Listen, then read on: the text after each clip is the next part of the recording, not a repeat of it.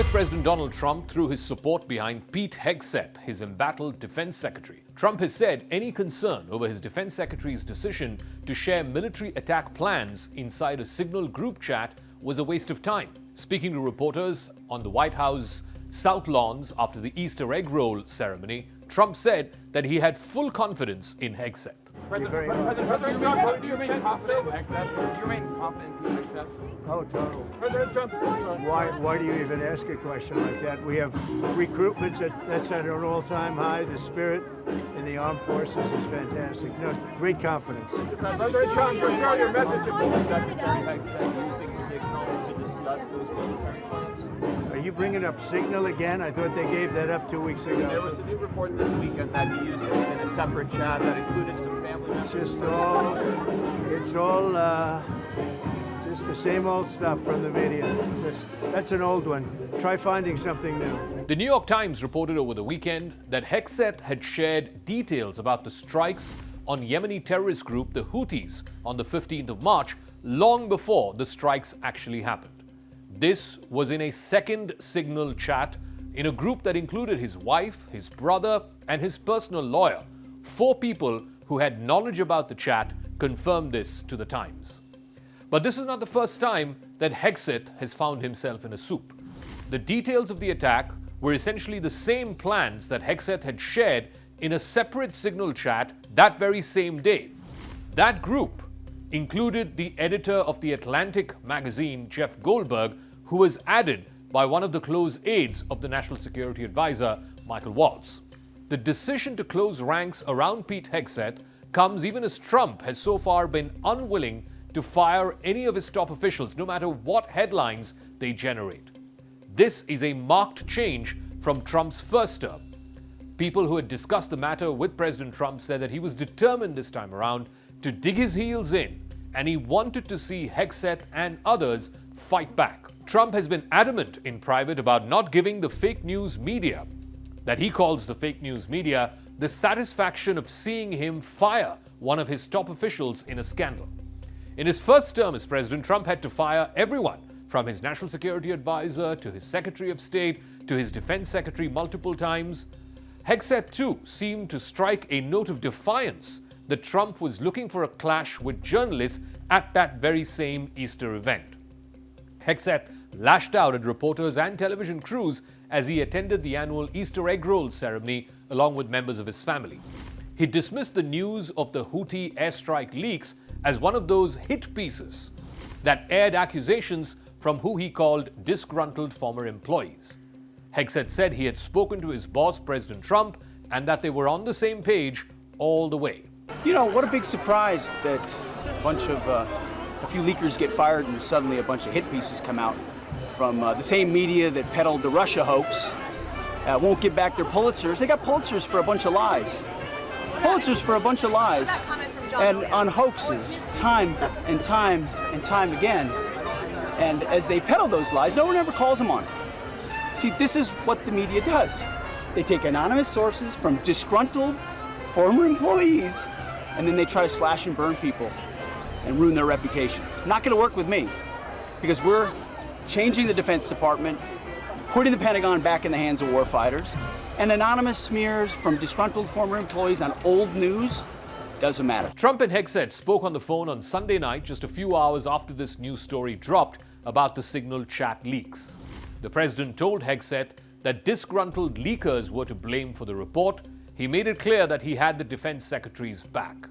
Trump then instructed his team to publicly defend Hegseth. So on Monday morning, the White House press secretary, Karoline Leavitt, went up on Fox & Friends, which is the same show, incidentally, which Hegseth used to host during his career as a TV personality.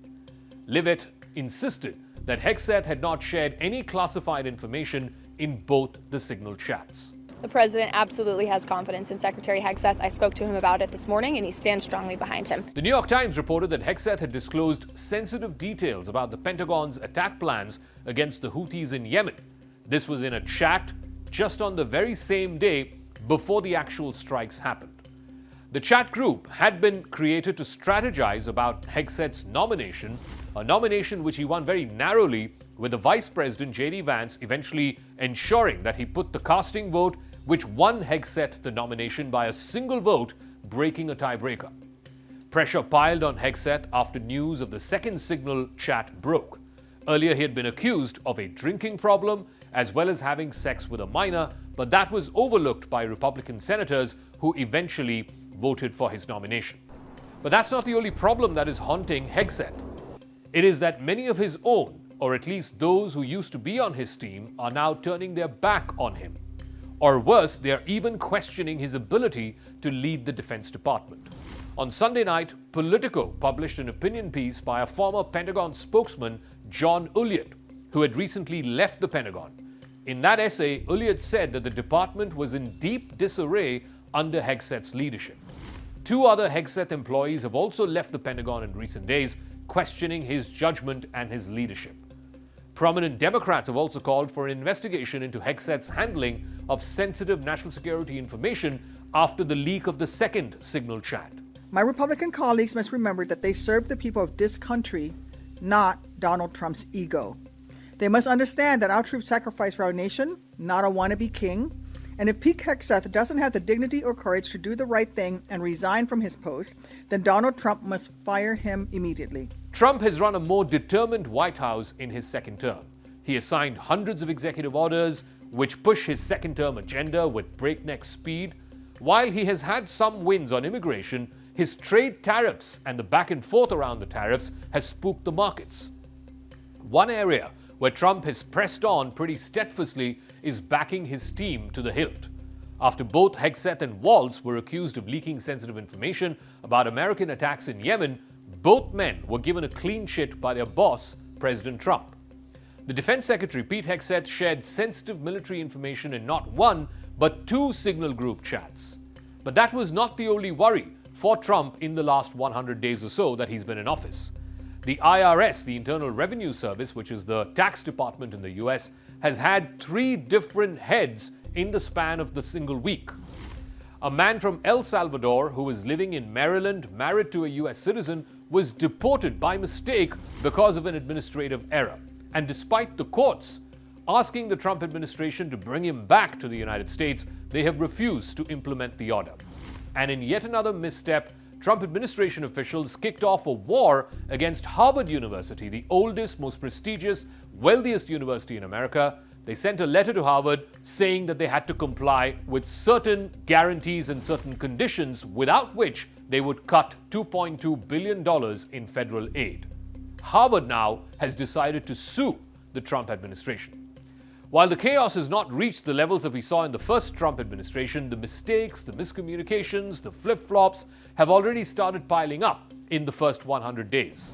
There was an early run that Trump had, which was defined by a flood of major policy changes, and he managed to do that at record speed.